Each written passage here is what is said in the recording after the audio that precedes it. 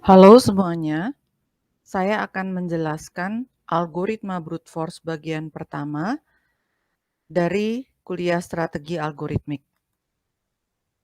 Algoritma brute force itu adalah suatu pendekatan yang lempang atau straightforward untuk memecahkan masalah.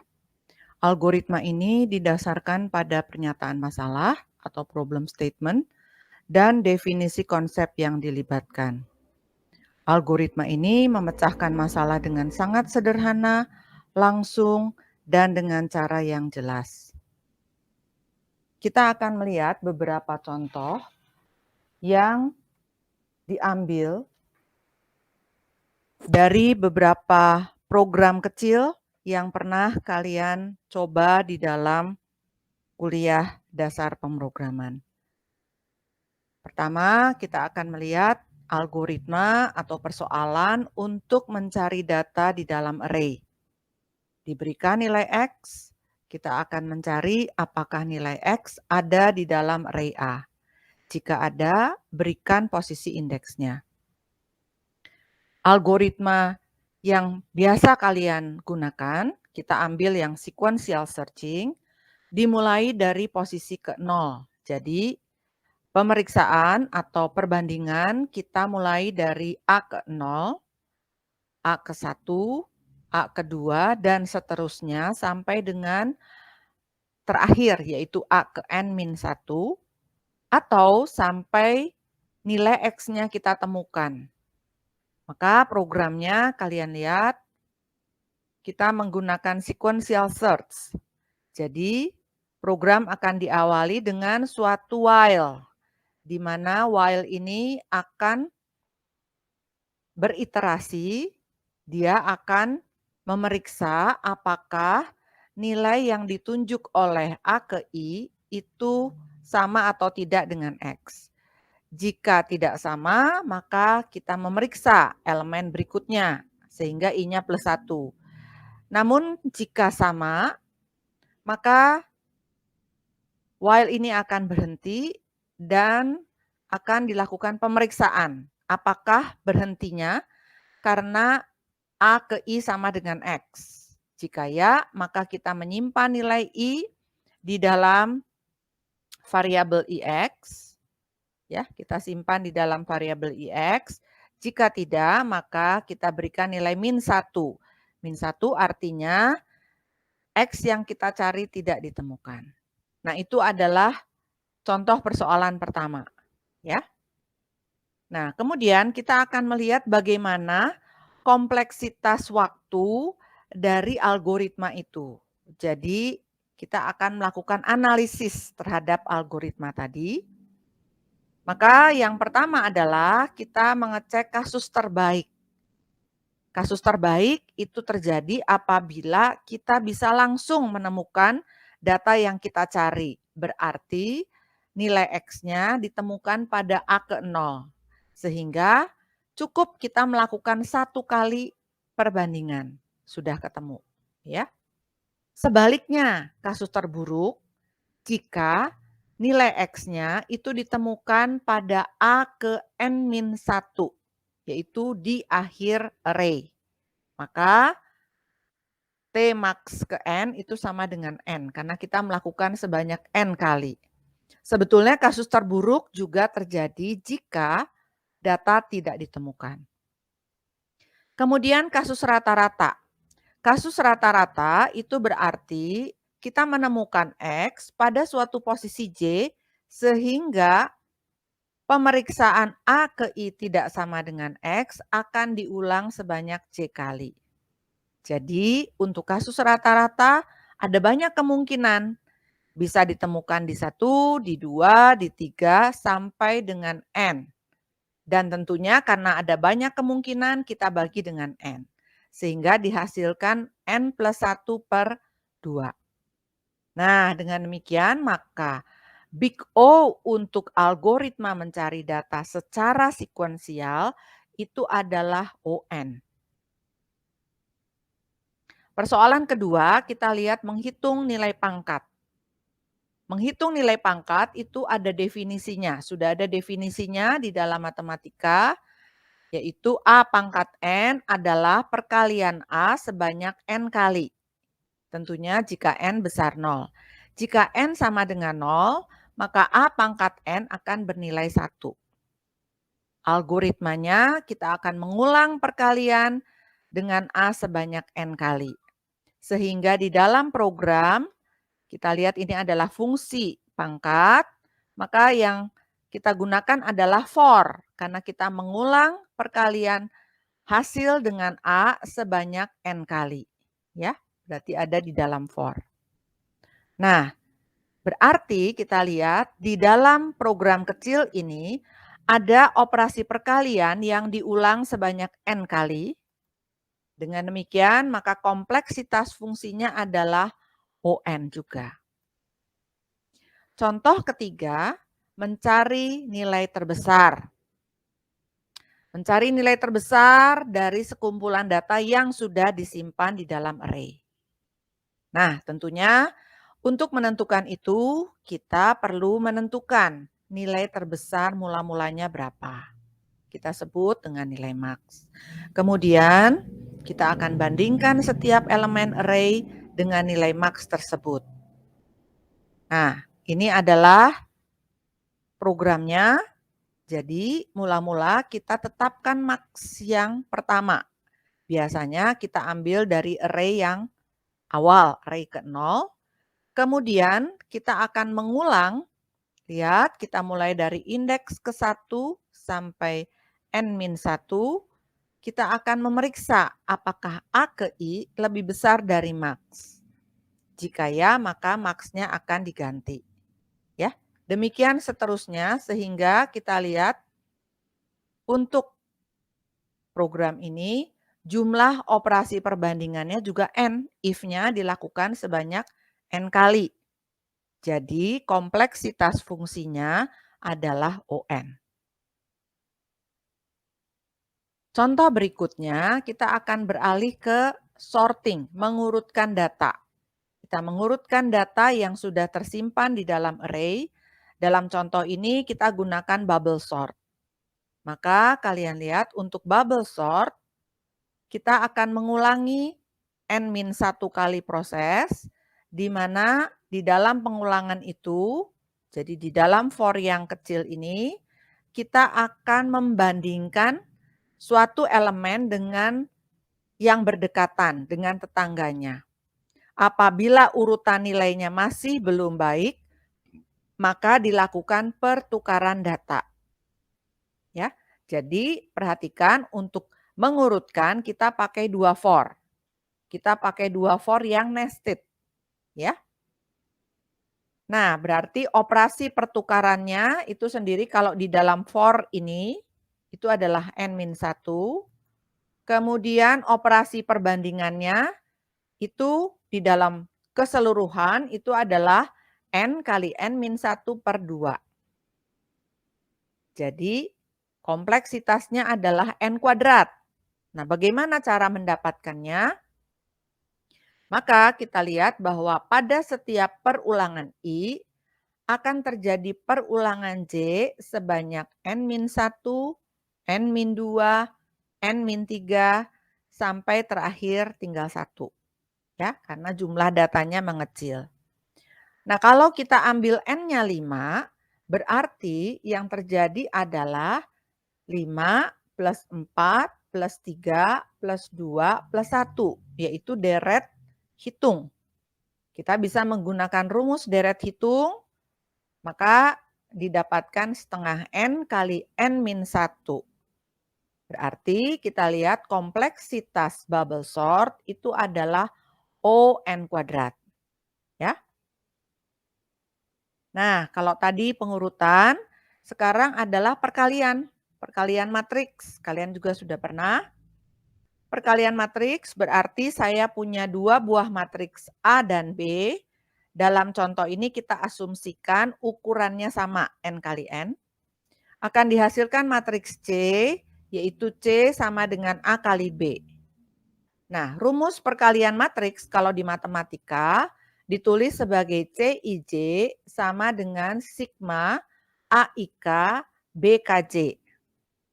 yaitu satu baris dari matriks A akan dikalikan dengan satu kolom dari matriks B akan menghasilkan satu nilai di dalam matriks C.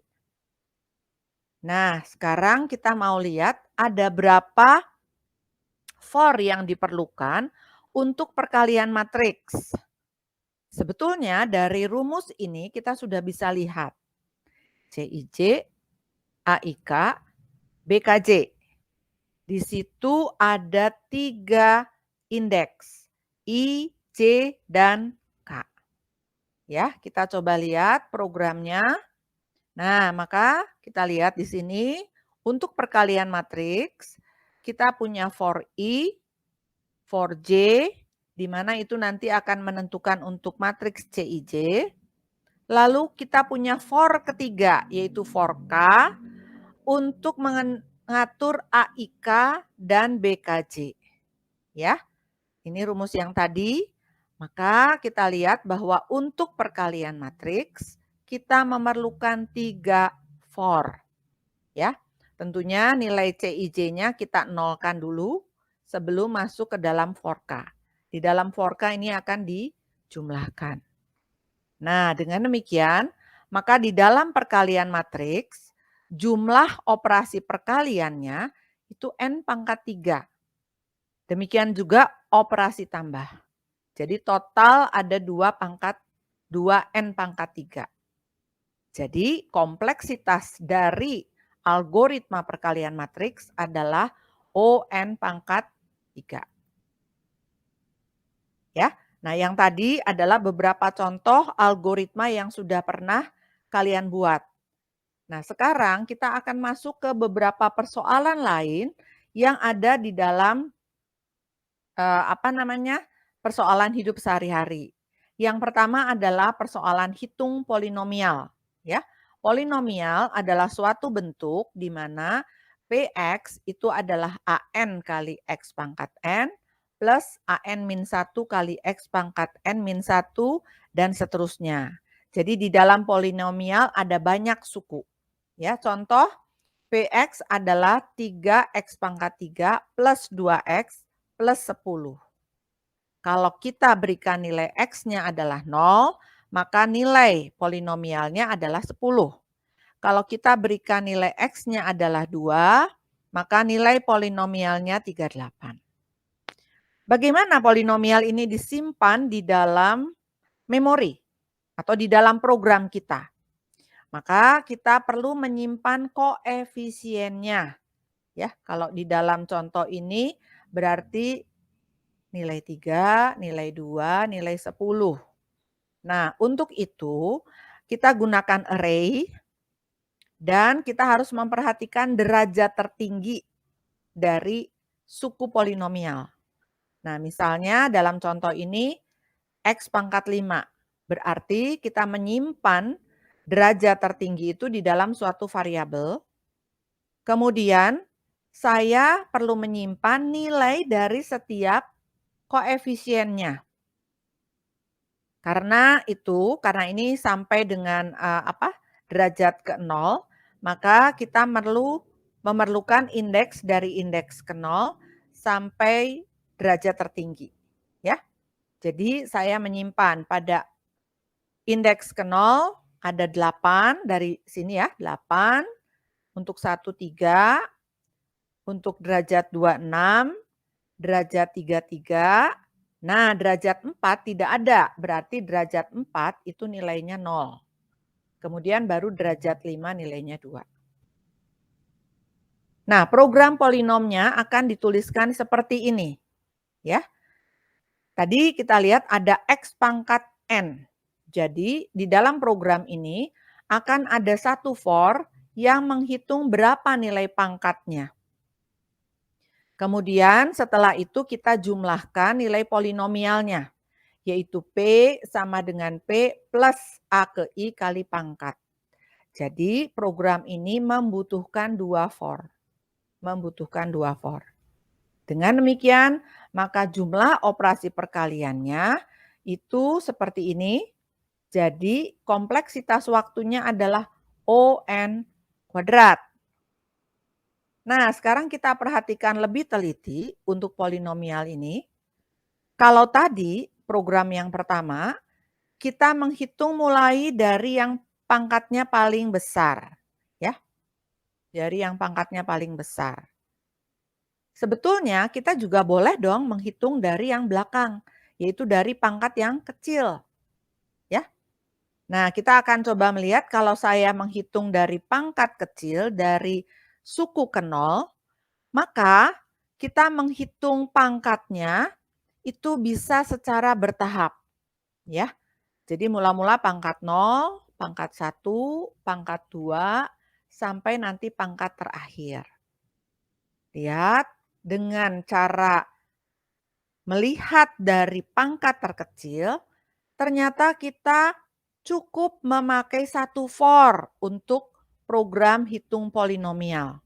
Ya, kita cukup pakai satu for, di mana pangkat ke nolnya, koefisien ke 0 kita taruh dulu di dalam P. Kemudian berikutnya kita mulai dari 1, bukan dari 0. Dari 1, kita hitung berarti pangkat ke 1 mula-mula, nanti dikalikan. Berikutnya pangkat kedua, pangkat ketiga, sampai yang paling besar. Ya. Nah, dengan cara seperti ini, maka jumlah operasi perkaliannya tidak perlu sebanyak tadi, cukup 2n, ya. Karena ini ada satu perkalian, ada perkalian kedua, tapi diulangnya cukup n kali. Sehingga kompleksitasnya cukup ON. Jauh lebih cepat dari yang tadi ON kuadrat. Nah, ini adalah satu contoh bagaimana kita melakukan analisis algoritma dan kita melakukan perbaikan ya untuk algoritmanya. Contoh kedua itu persoalan mencari jarak terdekat dari dua titik. Ya. Jadi ini lebih tepat sebetulnya closest pair, ya, closest pair. Mencari jarak terdekat dari dua titik. Nah, ini saya sudah pernah singgung di kuliah pertama ya, fungsinya. Maka kita memerlukan suatu rumus untuk menghitung jarak antara dua titik. Kalian bisa pakai rumus ini rumus Pitagoras sebetulnya ya, jarak antara dua titik. Kemudian kita coba lihat, kalau algoritma persoalan ini diselesaikan secara brute force, berarti kita harus menghitung jarak setiap pasang titik. Ya, lalu setelah dapat semua jaraknya, baru kita tentukan mana yang paling pendek. Dengan demikian, maka kita punya n titik, kita membuat sepasang titik, sepasang garis ya, dari dua titik. Berarti kita mempunyai sebanyak kombinasi n, 2, yaitu n kali n-1 bagi 2. Nah, setelah itu baru kita cari yang terkecil. Nah, dari rumus kombinasi ini kalian lihat bahwa ini sudah pasti kompleksitasnya adalah n kuadrat. Ya. Nah, ini saya berikan gambaran. Kalau kita punya 4 titik, berarti kita harus membuat pasangan P1, P2, P1, P3, P1, P4, P2, P3, P2, P4, dan P3, P4. Seluruhnya ada 6 pasang titik. Ya. Nah, ini adalah algoritmanya. Jadi, saya ataupun kita akan menghitung menentukan yang terkecil. Maka kita tentukan jarak terkecil mula-mula. Ya, biasanya kalau minimum kita kasih nilai yang besar. Kemudian kita membutuhkan 2 for. Kenapa? Karena kita akan memasangkan satu titik PI dengan titik PJ. Ya. Maka kita akan pasangkan, kita akan hitung jaraknya, kita pakai rumus yang tadi, pakai akar, square root. Kemudian kita bandingkan jaraknya, mana yang lebih kecil. Sehingga pada akhir algoritma kita dapat mengirimkan sepasangan titik yang jaraknya paling dekat. Nah, Dengan demikian kita bisa simpulkan algoritma brute force tidak cerdas dan tidak efisien, membutuhkan jumlah langkah yang besar dalam penyelesaiannya. Kadang-kadang disebut algoritma naif. Untuk masalah yang ukurannya kecil, kesederhanaan lebih dipentingkan daripada efisiensi. Jadi, algoritma ini digunakan sebagai basis jika kita ingin membandingkan beberapa alternatif dari algoritma yang efisien. Kekuatannya, dia bisa digunakan untuk memecahkan hampir sebagian besar masalah. Sederhana, mudah dimengerti, menghasilkan algoritma yang layak untuk pencarian, pengurutan, pencocokan string, dan juga tadi perkalian matriks. Algoritma ini juga menghasilkan algoritma baku untuk tugas-tugas komputasi, seperti penjumlahan atau perkalian n buah bilangan, dan menentukan nilai terbesar atau nilai terkecil dari suatu array atau tabel. Kelemahannya, metode ini jarang menghasilkan algoritma yang efisien. Beberapa algoritma brute force cenderung lambat sehingga tidak bisa digunakan. Algoritma ini juga tidak sekonstruktif dan sekreatif teknik pemecahan masalah lainnya. Nah, nanti di kelas kita akan membahas latihan-latihan. Baik, demikian kuliah penjelasan untuk algoritma brute force.